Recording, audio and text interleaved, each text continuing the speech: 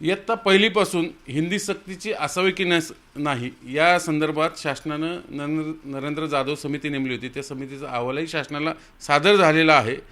त्यानंतर शासन आता निर्णय घेणार आहे. पण हा निर्णय घेताना आमचंही म्हणणं लक्षात घ्यावं अशी भूमिका माजी संमेलनाध्यक्ष लक्ष्मण देशमुख आणि ते भाषा सल्लागार समितीचे अध्यक्ष आहेत, शासनाच्या अधिकृत समितीवरती आहेत. त्यांची समिती या संदर्भात काम करते गेली अनेक वर्ष. आमचंही म्हणणं समजून म्हणून त्यांनी मुख्यमंत्र्यांना पत्र लिहिलंय, वेळही मागितलं. सर स्वतः आपल्यासोबत आहेत. सर तुमचं स्वागत जी 24 काय तुमची भूमिका आहे? तुम्ही मुख्यमंत्र्यांना पत्र लिहिले या संदर्भात. डॉक्टर नरेंद्र जाधव यांच्या अध्यक्षतेखाली 3 भाषा धोरणाचं सूत्र निश्चित करण्यासाठी ती समिती शासनाने नेमलेली आहे आणि त्या शासनानं पूर्ण महाराष्ट्रावर हिंडून लोकांशी चर्चा करून अहवाल दिलेला आहे. आता तो अहवाल राज्य शासन विचारात घेईल आणि निर्णय घेईल आणि मग भाषा धोरणाचं निश्चित केले जाईल. तर या संदर्भामध्ये अध्यक्ष म्हणून मी भाषा सल्लागार समिती मी अध्यक्ष आहे. आम्ही यापूर्वी अनेक वेळा ह्याबद्दल चर्चा केलेली आहे. यापूर्वी 2 ठराव केलेले आहेत. जेव्हा गतवर्षी एप्रिल महिन्यामध्ये तो GR इश्यू झाला राज्य शासनाचा आणि पहिलेपासून हिंदी सक्तीची केली, नंतर त्यात थोडा बदल करून तिसरी भाषा असा शब्दप्रयोग केला गेला. तो आमच्या प्रखर विरोधामुळे रद्द केला गेला. तेव्हा आम्ही ठराव करून शासनाला कळवलं होतं. पुन्हा जेव्हा नरेंद्र जाधवांची समिती नेमली गेली आणि ती समिती काम करू लागली सदस्य नेमल्यानंतर, तेव्हा आम्ही पुन्हा दुसरा ठराव केला की बा ही समिती मुळात आपण नेमायची गरज नव्हती, ती बरखास्त करावी असा आमचा तो दुसरा ठराव होता.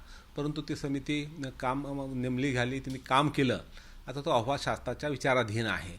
आमचं पहिलीपासून तिसरी भाषा किंवा हिंदी किंवा अन्य तिसरी भाषेला सक्ती करा विरोध आहे. आमची समिती आणि आपलं महाराष्ट्र सरकार देखील पहिल्यापासूनच त्रिभाषा धोरणाचा आपण अवलंब केलेला आहे. 1968 साली कोठारी कमिशननं जो पहिला शिक्षण अहवाल दिला होता त्या आधारे आपण 70 पासापासून आपण 5वीपासून हिंदी भाषा महाराष्ट्रात शिकवली जाते, तिसरी भाषा. तेव्हा तो नंतर चालू आहे आणि आपल्याकडे हिंदी सिनेमाचं प्रस्त असल्यामुळे बॉलिवूड असल्यामुळे लोकांच्या कानी हिंदी पडते, हिंदी पारंगत होतात. तर तेव्हा 5वीपासून हिंदी शिकून जर आपल्याला हिंदी चांगली येत असेल तर पुन्हा पहिलेपासून ती का करायची आणि ओझं का वाढवायचा हा खरा प्रश्न होता.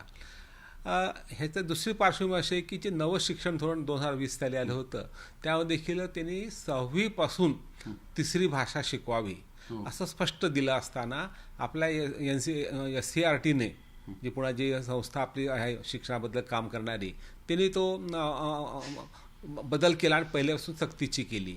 त्याला आमचा प्रखर विरोध आहे. ह्याचे 2-3 कारणं शास्त्रीय आणि शैक्षणिक आहेत.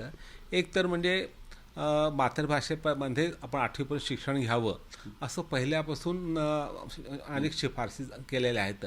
अगदी 1948 साली डॉक्टर राधाकृष्ण आयोगाने देखील 6वीपासून तिसरी भाषा शिकवावी असं शिफारस केली होती. कोठारी कमिशन तशीच शिफारस केलेली होती आणि ह्या नाशिक दिलेला आहे.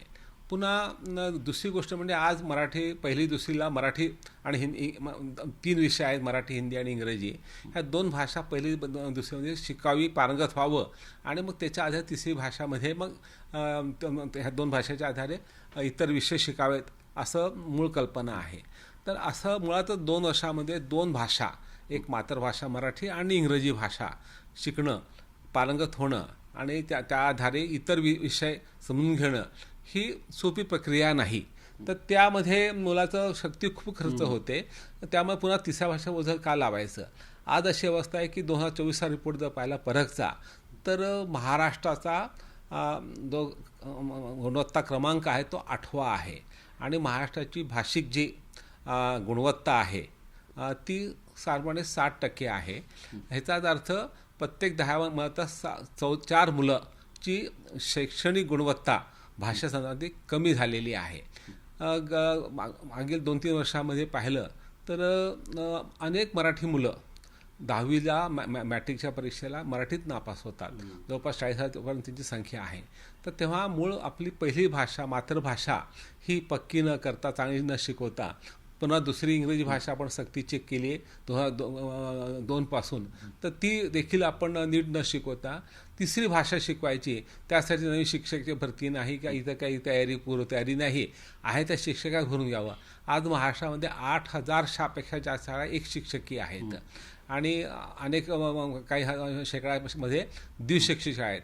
ह्या एक शिक्षकांनी मराठी, इंग्रजी, हिंदी हे 3 भाषा शिकवायचे, गणित शिकवायचं पहिली दुसरीला, पुन्हा तिसरीला विज्ञान आणि इतिहास भूगोल शिकवायचं. हे खूप जड जाणार आहे, ह्याचा विचार आपण करत नाहीत. आणि मुख्यतः मुलाच्या मानसिकता जी आहे त्या वयामध्ये ती बहुभाषिकता चांगली असणं बरोबर आहे, पण त्याचं वातावरण लागतं. म्हणजे कसं घरी तसं ती भाषा बोलणारी माणसं असतील, आपण घरी मराठी का पिकअप करतो तर घरी आईवडील घरचे माणसं मराठी बोलतात.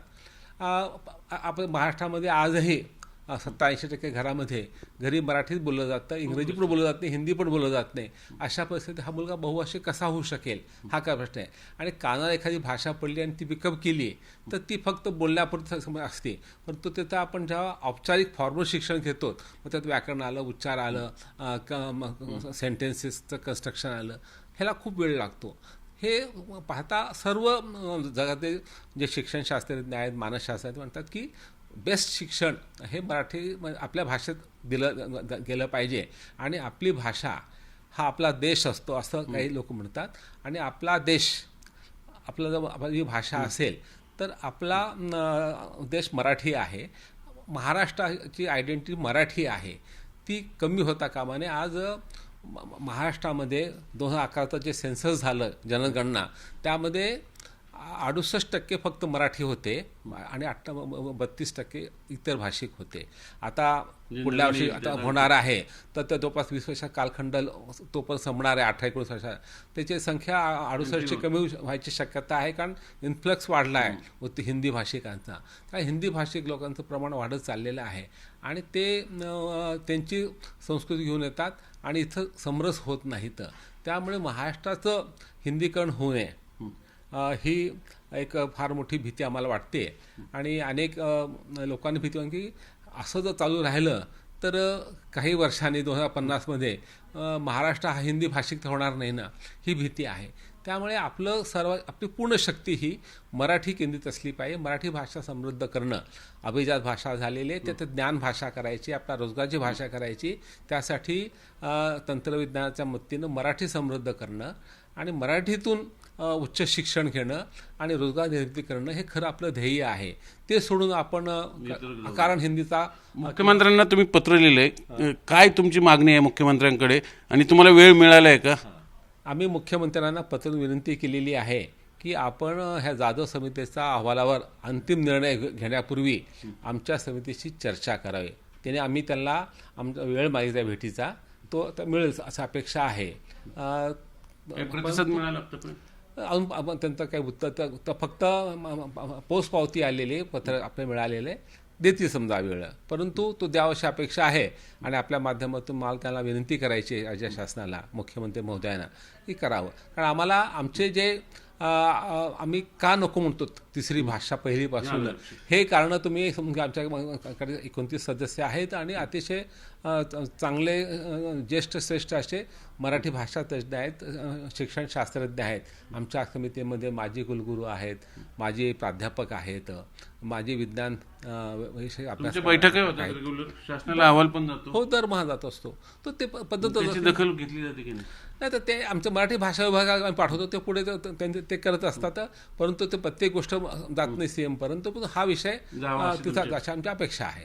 दुसरं मध्यंतरी स्टेटमेंट आलं सीएम साहेब, आपणही ऐकलं असेल अधिवेशनादरम्यानच, की ही हिंदी सक्ती आम्ही केलेली नाही, मागच्या सरकारनं केलेली, असा त्याचा अर्थ काहीतरी निघतोय.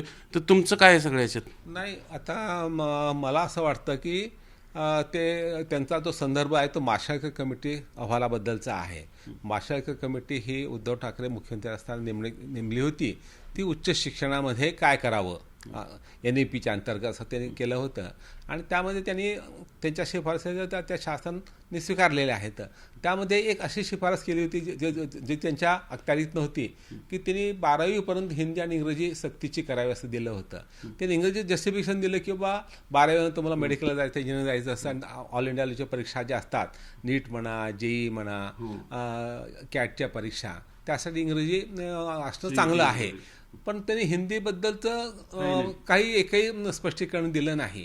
इंग्रजी तुलनेनं- शिफारसच चुकीची होती हां. असं तुम्हाला नाही नाही, तुलनेने इंग्रजीची शिफारस एक आम्ही समजू शकतो पण हिंदी तेवढीच ज्ञानभाषा जितकी मराठी भाषा आहे, उलट मराठी जास्त चांगली प्रगत अशी ज्ञानभाषा आहे.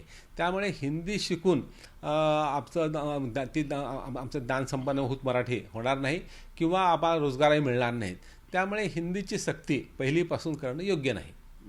तर हे होते देशमुख सर यांनी सांगितलं की शासन जो काही निर्णय घेणार आहे हिंदी सक्ती संदर्भात नरेंद्र जाधव समितीचा अहवाल त्यांनी सादर झाल्यानंतर पण यासंबंधी निर्णय घेताना आम्हाला जी भाषा सल्लागार समिती आहे शासनाचीच आहे, शासन नियुक्त आहे, आमचंही म्हणणं विचारात घ्यावं आणि आमचं म्हणणं हेच आहे पहिल्यापासून की हिंदी सक्ती नको, कारण आपण महाराष्ट्रात आहोत. Video journalist Nitin Sandbhor, Chandrakant Phunde, Zee media, Pune.